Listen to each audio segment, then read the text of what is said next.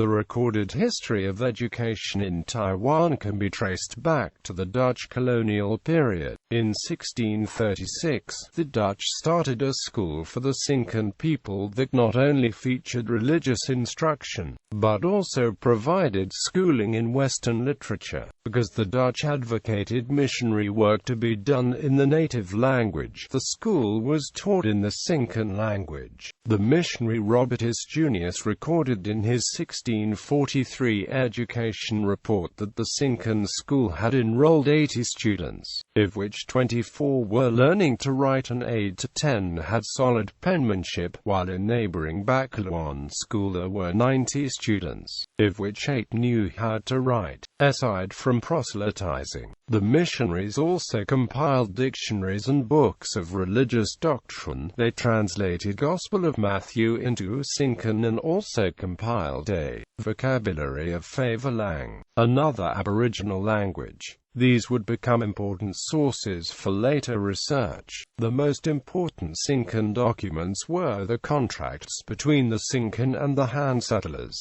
Under Qing dynasty rule, many traditional schools were established, mostly studying Chinese classics such as the teachings of Confucius.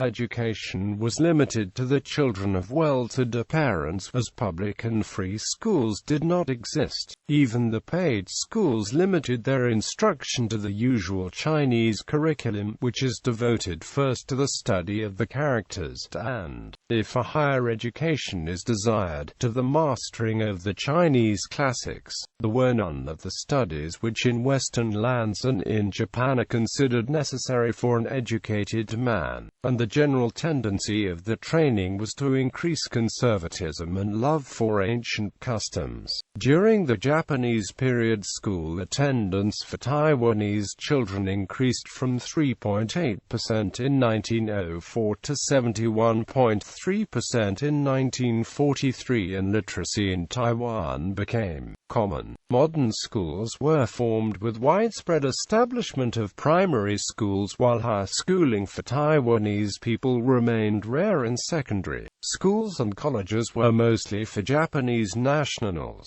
In special cases, Taiwanese did receive higher schooling and many went to Japan for further studies. After Taiwan came under control of the Republic of China in 1945, education in Taiwan became a synthesis of the Japanese system and the Chinese system implemented by the Chinese nationalist government. During the first 20 years of Chinese nationalist rule, mandatory schooling consisted of 6 years of primary school education, which was also the length under Japanese rule.